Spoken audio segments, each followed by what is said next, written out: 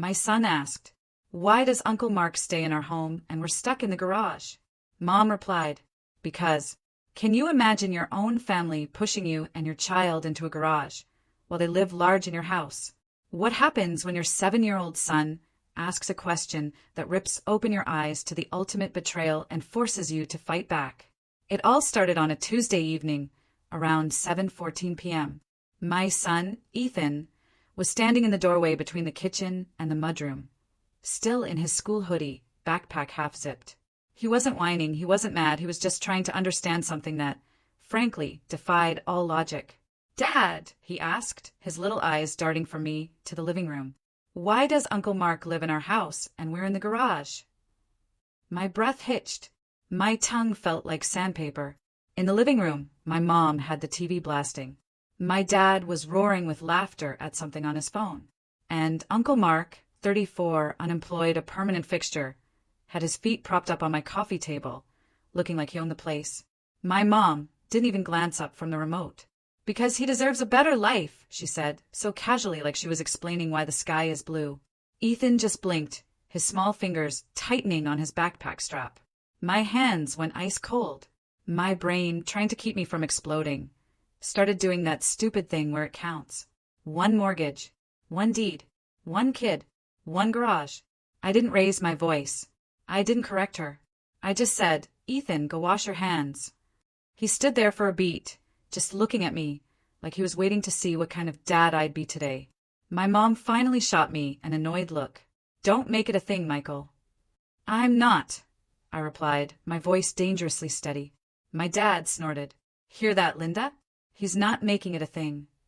Uncle Mark just leaned back, a smirk on his face. Kids are so dramatic. Ethan's face tightened, not with tears, but with that careful, knowing look kids get when they realize adults are unfair, and no one is going to stop them. My voice, still even, cut through the noise. "We're moving next week."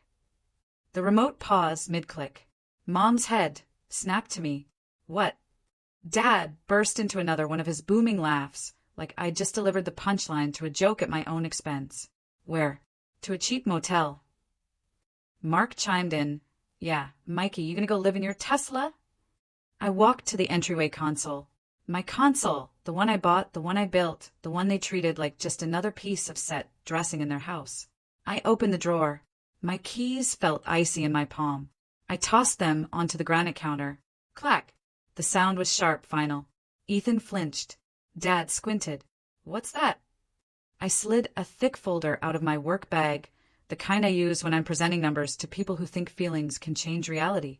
Inside were 2 plastic-sleeved documents, a set of keys with a black tag reading DTLA Unit 4107, and a copy of the grant deed. I laid them on the counter, right in front of my dad, like a final receipt at a register. "No," I said, my voice so cold it almost scared me. "But you might." His smile faltered. "I'm the owner. And you? You're just tenants." Silence fell. My mom's mouth opened, ready to laugh it off, but no sound came out. Uncle Mark actually sat up. "That's not funny." Ethan whispered, almost to himself, "We're moving." I turned to him first. "Yeah, next week." Then I looked back at the adults in my house. As they started yelling over each other, denial, outrage, the same old family noise. I didn't scream back. I just picked up my son's backpack, took his small hand, and walked back into the garage. Then I started packing. "My name is Michael. I'm 39 and I work in investments, dealing with equities and derivatives on an exchange desk here in California. My life revolves around numbers, risk, and timing. That's probably why it took me so damn long to admit I was being played by the very people who raised me. We were in Irvine, Orange County, a 4-bedroom on a quiet cul-de-sac, lemon tree out front, neighbors who only made eye contact if they were walking a golden retriever. I bought it in 2021. I had the closing statement, the wire confirmation, the emails with escrow. The title was in my name. Because I'm not an idiot, but I still let them move in. It all started in February 2023. My dad called, putting on that exhausted voice he always used when he wanted you to feel responsible for his feelings. "Mortgage is killing us," he said. "We just need a reset. A few months." Then my mom got on. "It'll be good for Ethan to be near family." They promised it was temporary. They promised it would help me too. I was freshly divorced then, Ethan was 7. I had split custody and was trying to keep his routine stable while rebuilding my own life. So I said yes. It's family. It's temporary. I can handle a few months, I told myself. I thought it was temporary. It wasn't. Within 2 weeks, the master bedroom was theirs. The guest room became Mark's room. And my son and I, we were in the garage, which had been converted into a barely legal living space. My mom called it cozy. She also called it fair. Mark is going through a hard time, she'd say. Mark was always going through a hard time.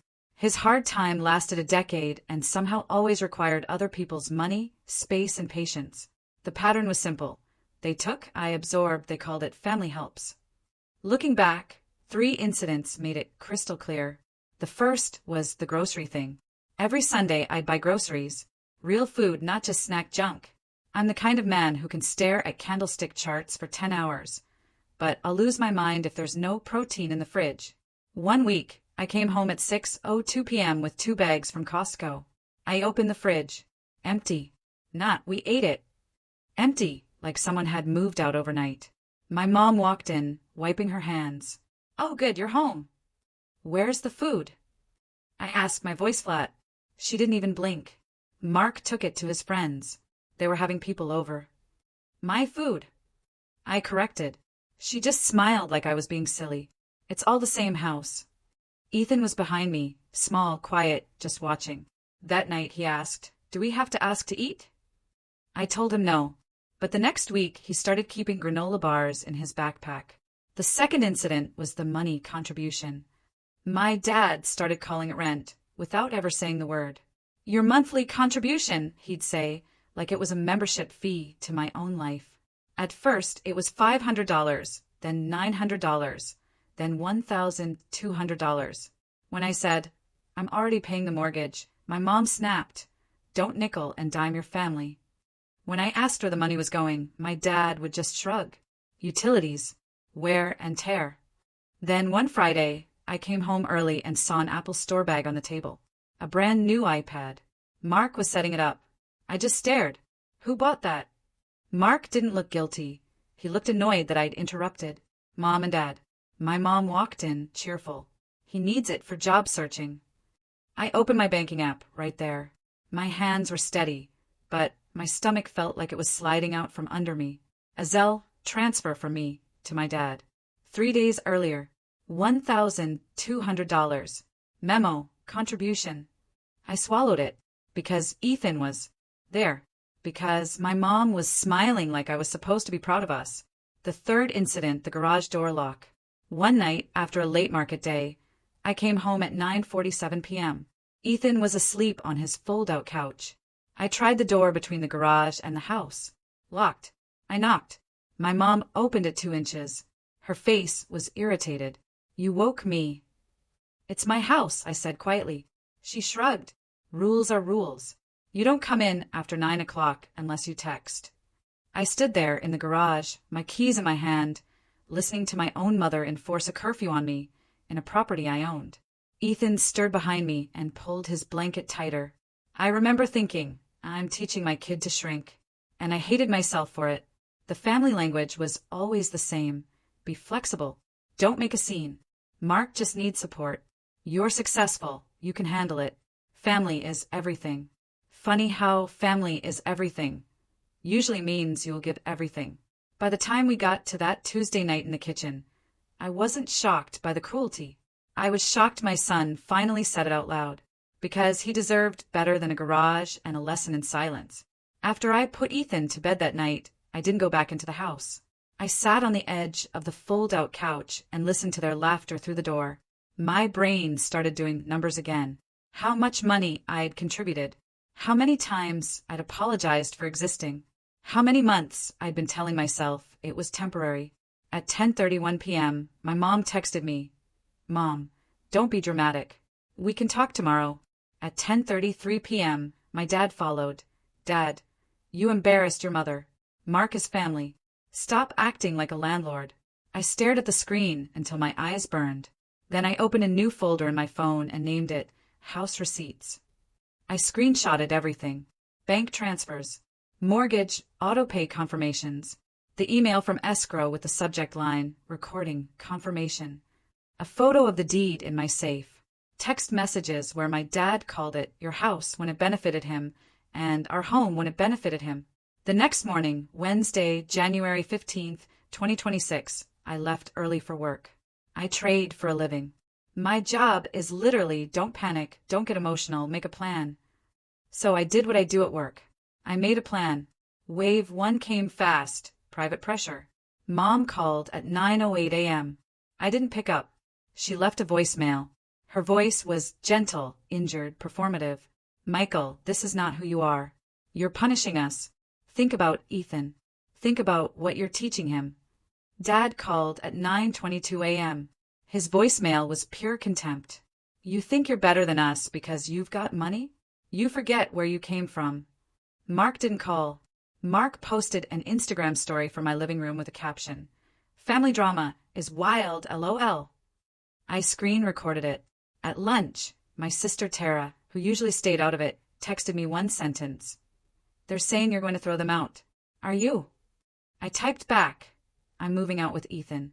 They can vacate by notice. I'm done. Then wave 2 hit. Practical harm. Thursday morning, I went to grab Ethan's passport from the lockbox in the hallway closet. I keep it there because I travel and I'm careful. The lockbox was gone. I stood there, staring at the empty shelf like my brain refused to accept it. I walked into the house. Mom was at the table with her coffee, like nothing was happening.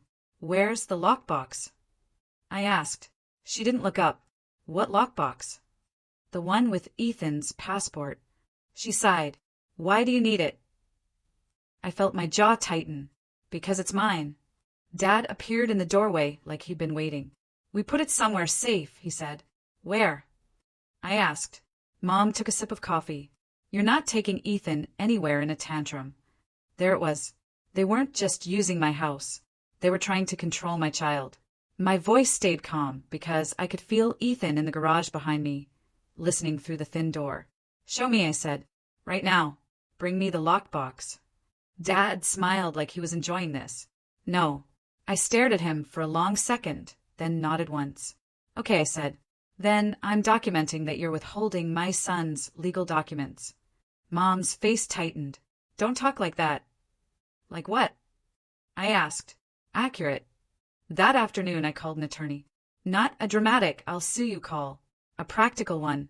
I gave him the facts. Owner-occupied property in my name. Parents living there month to month. No written lease. Adult relative occupying a room. Me and my minor child effectively displaced into the garage. Personal documents withheld. He asked one question that snapped everything into focus. Do you want them out? I looked at Ethan's small shoes lined up by the garage door. I thought about his question. Why are we in the garage? Yes, I said. Legally. By Friday, I had paperwork. A 60-day notice to terminate tenancy addressed to my parents. A separate notice from Mark as an unauthorized occupant. A written demand for the return of Ethan's documents. And instructions. Serve properly. Don't freestyle this. Don't give them wiggle room. Friday night at 6:40 p.m., I came home with pizza for Ethan because I didn't want him to feel like his life was collapsing. My mom was waiting at the garage door like a sentry. You're really doing this? She asked, her voice tight. I am, I said. Dad stepped behind her. You can't evict your own parents. I can terminate a tenancy, I said, and you're going to stop pretending you don't understand the difference. Mark wandered over, chewing gum like he was bored. Bro, you're insane. I pulled the papers out of a manila envelope. Mom's eyes flicked over them. Her hands started to shake. Dad tried to take them out of my hand. I stepped back. Don't, I said. He froze, like he wasn't used to a boundary that didn't fold. Ethan stood behind me, holding his pizza plate with both hands. He asked quietly, Are we in trouble? I crouched to his level. No, we're leaving. He nodded once, too mature for 8, and went back into the garage without another word. That night, I made a list on my phone, what we take, what we replace, what we don't argue about. Saturday morning, I went to the bank and opened a new account in my name only. I moved my direct deposits. I canceled the contribution transfers. Saturday afternoon, I rented a small storage unit, Unit B, 114 off Barranca Parkway, and moved our box stuff out of the garage while they were in the house, pretending I wasn't real. At 3:12 p.m., my mom sent a text. Mom, you're breaking your father's heart. I didn't respond, because that's when I stopped arguing and started documenting. The breaking point wasn't a scream or a fight. It was a police non-emergency call and an officer with a notepad. Monday, January 20th, 2026, at 8:05 a.m. I tried one more time. I asked politely, calm voice, concrete ask, bring me Ethan's passport right now. Dad leaned on the counter. No. Mom crossed her arms. You're not taking him away from his family. Mark laughed. Maybe he should stay here. He's got a real home.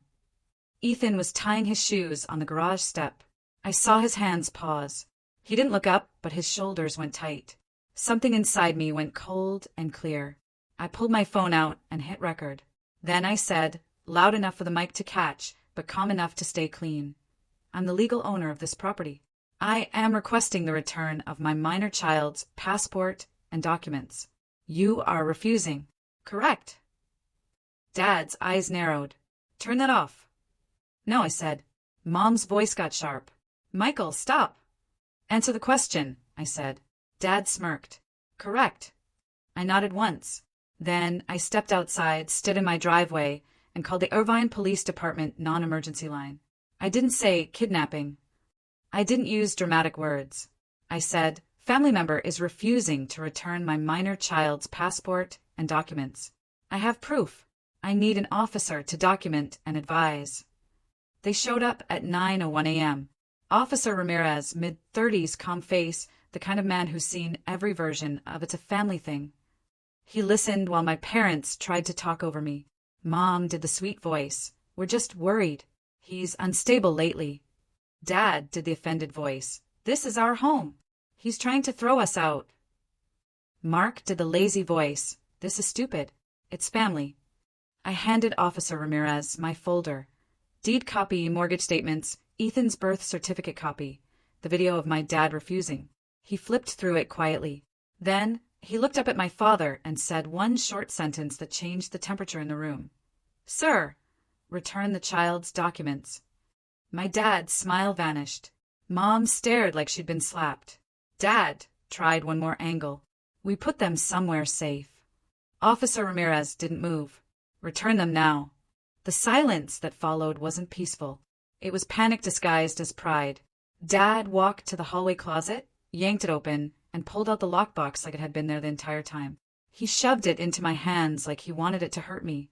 Officer Ramirez watched, then asked, Is there anything else being withheld? I looked at my parents and said very calmly, Yes, they've displaced us into the garage while housing an additional adult occupant. Mom's face went red. We didn't displace. Officer Ramirez held up a hand. Ma'am. Then he looked at me. Do you have alternate housing arranged? Yes, I said. I didn't look at them when I said it, because I didn't want Ethan to see me enjoying anything. I just stated the fact. We're moving next week. The officer nodded.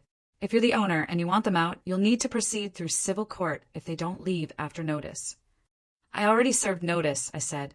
Attorney prepared. Proper service. Copies here. Officer Ramirez made a note. He gave me a case number. Then he looked at my father again one more time and said something that landed like a brick. This isn't a family vote. After the officer left, my dad's mask cracked. He slammed his hand on the counter. You called the police on us. I didn't flinch. You withheld my child's passport, I said. Mom's eyes went wild. Because you're unstable. You're making rash decisions. I nodded like I'd heard it 100 times. Then I did the irreversible step. I took Ethan's hand, walked to my car, and drove him to school myself. After drop-off, I went straight to my attorney's office and signed the final paperwork to move forward if they didn't vacate. Then I drove downtown. At 2:18 p.m., I met the building manager for Unit 4107. Glass lobby, security desk, key card access. At 2:31 p.m., I walked into the penthouse with Ethan's small overnight bag in my hand and my stomach still tight. Ethan stepped onto the hardwood floor and whispered, It's big. It's safe, I said. I didn't tell him it was temporary or permanent. I didn't put adult anxiety on his shoulders. I just said the truth he needed. That night, I sent one group text to my family chat. Mom, Dad, Mark, Tara. One sentence. You have been served proper notice. All communication goes through my attorney. Do not contact Ethan's school. Do not enter my unit downtown. If you show up, I will treat it as trespass. Then I muted the chat. My phone lit up like a slot machine anyway. Mom, crying emojis. Dad, threats. Mark, insults. Tara, holy sh*T. I didn't answer. Because boundaries aren't speeches. They're actions. The first morning in the penthouse, Ethan woke up at 6:20 a.m. and padded out in his socks, like he wasn't sure he was allowed. He walked into the kitchen, saw the island, and stared at the bowl of fruit I'd put out, like I was trying to prove normal can still exist.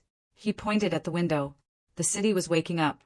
Cars, lights, people who had no idea my parents had been turning my life into a garage. Dad, he said softly, are we allowed to live here? My throat burned. Yes, I said.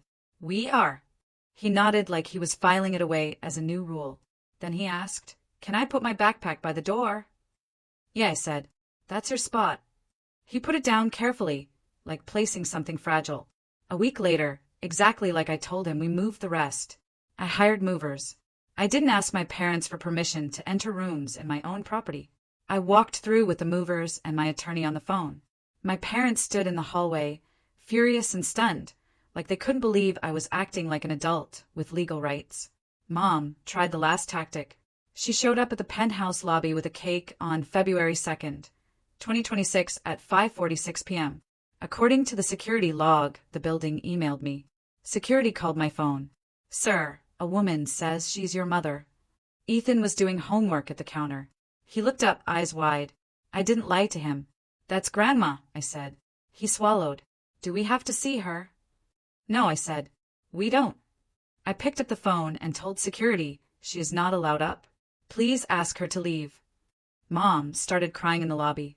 Loud, public, performative. I could hear it faintly through the speaker. Michael, she yelled. I brought cake. You're being cruel. I kept my voice level. You can leave it at the desk. I'm not coming down. Then I hung up. Ethan exhaled like he'd been holding his breath. That night we ate dinner in peace. Just the two of us. No shouting, no sarcasm, no family rules.